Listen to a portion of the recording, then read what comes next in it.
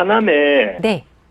창우동의 스타필드 앞에 있는 구형 아파트를 네. 그 투자 목적으로 이제 살려고 아, 네. 예, 사실은 좀 계약을 했어요. 뭐 네. 투자 목적으로 이제 살려고 한다 그랬는데 요 보니까 그 실거래가나 이런 호가들은 계속 올라가고 있는데 네. 주위에 이제 뉴스나 이런 걸 보면 이제 뭐 아파트 시세 전망은 좀 이제 불확실하다 이런 게 나와서 조금 궁금해서 전화했거든요. 네, 연락잘 주셨습니다. 그렇다면 이거 투자 목적으로 보신다고 했는데 거주하시는 집은 1주택 상황으로 있으신 거예요? 아, 예, 저는 이제 있고 자녀 명의로 살려고 하거든요. 자녀분의 투자 계획을. 그래서 보신 네. 아파트가 하남에 위치한 부영 아파트를 보셨는데 지금 계약금만 좀 해놓은 상태이신 거죠? 네, 맞습니다. 계약한 알겠습니다. 상태고요. 네, 향후 전망 한번 살펴볼게요. 팀장님과 인사 나눠보세요. 네. 안녕하세요, 시청자님. 예, 안녕하세요. 네, 반갑습니다. 네네. 예, 이미 계약하시고서 연락을 주셨기 때문에 예, 제가 예. 뭐라고 말씀을 드려도 그냥 어차피 장기 끌고 가실 선택을 할 수밖에 없을 것 같아요. 뭐 지금 상황은 그렇습니다만. 네. 어찌됐건 이제 들어오는 분들께서 1, 2년 네. 단기 차익 보고 나가시려는 분은 아마 없으실 겁니다. 예. 그렇다 보니까 아주 장기간 동안에 어떻게 될 겁니까? 이걸 저한테 아마 여쭤보실 건데, 장기적으로 봤을 때는 어찌됐건 서울에서 1시간 내 출퇴근 거리에 있는 수도권들은 그래도 괜찮다라고 저는 봐요. 아주 장기간이라고 했을 때는. 그런데 네. 여기에 들어가는 뭐 지하철에 대한 이슈라던가 혹은 뭐 신도시에 대한 이슈라던가 이런 부분들이 앞으로 또 호재로 작용을 해서 가격을 단기간 내에 또 급등시키지 않을까요? 라고 물어보시면 저는 그거에 대해서는 약간 부정적입니다. 종합적으로 말씀을 드리면 단기간 동안에는 어쩔 수가 없어요. 지금 분위기가 아까 시청자님께서도 말씀을 하셨잖아요. 여러 가지 이유입니다. 뭐 매수 심리가 지금 약간 주춤하는 이유에 대해서는 뭐 금융시장 상황도 얘기를 할 수가 있겠고요. 또 아니면 최근에 이제 실거래가 허위 조작 뭐 이런 얘기도 할 수가 있겠고요. 많은 이유가 지금 약간 매수 심리를 주춤하게 하고 있기는 해요.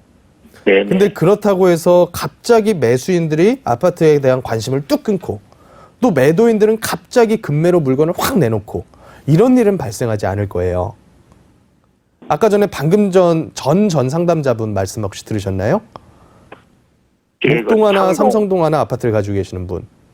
아, 목동, 예. 네, 삼성동. 그분 말씀 들었다시피 팔려고 내놨더니 양도세가 7, 8억 계산돼요. 어떻게 팝니까?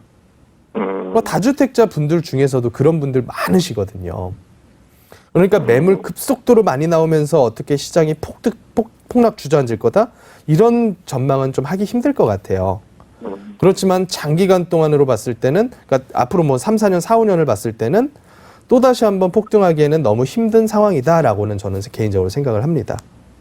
그러면 3, 4년까지는 이게 뭐 가격 상승하기 어렵다. 일단은 지금 상황만 봐서는 그러는데요. 시청자님 따님이라고 하셨잖아요. 따님 예, 뭐 명의라고 하셨죠. 자녀 명의로. 그러면 지금 따님이 일단은 들어가 살 계획을 짜셔야 될 것 같아요. 예. 그래야지 적어도 나중에 가격 올라서 팔 생각 있으실 때 비과세를 받을 수 있으니까. 예. 그래서 저는 이런 물건들 최근에 매수하신 분들은 단기간에 뭐 빨리 팔아버려야겠다 이런 계획보다는 앞으로 그냥 10년 동안 끌고 간다라고 감안하고서 그냥 끌고 가셔라라고 말씀을 많이 드립니다. 특히나 보유세에 대한 문제 없으시다면. 뭐 그런 거는 걱정 없어요. 그런 거 걱정 없으시면 가격 떨어져 봤자 시청자님이 크게 타격 입을 거 없어요. 그래봤자 어느 정도 시간 지나면 올라갈 거니까. 크게 하락할 그런 리스크는 크지 않다 뭐 이런 말씀이세요? 하락이라고 하는 거에 대한 정의를 어떤 분들은 10%만 빠져도 하락이라고 하고요. 또 누구는 네. 반토막 이상 가야 하락이라고 얘기를 해요. 근데 여태까지 역사상으로 봤을 때는 장기간 3, 4년, 4, 5년 동안 한 30% 정도 조정되면 그게 조정의 끝이었었어요.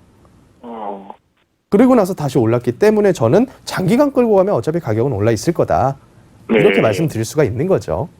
예. 하락이 없을 거다 뭐 이렇게 얘기를 하는 게 아니라. 그러면 한 가지만 더 여쭤봐도 돼요? 예, 말씀하시죠.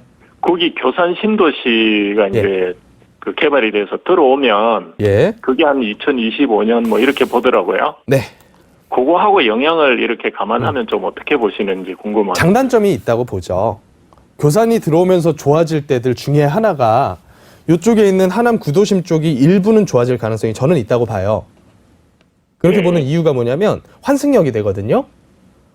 그러다 보니까 이쪽 일대의 상권이 꽤나 커질 가능성이 있고 또 세대수가 만만한 세대수는 아니거든요.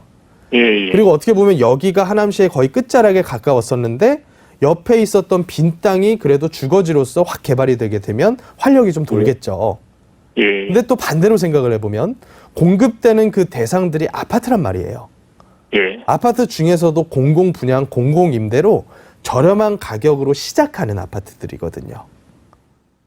그래서 얘네들이 입주 들어가는 그 기간 동안에는 주변 전월세가들이 많이 흔들릴 가능성은 있다라고 저는 봐요.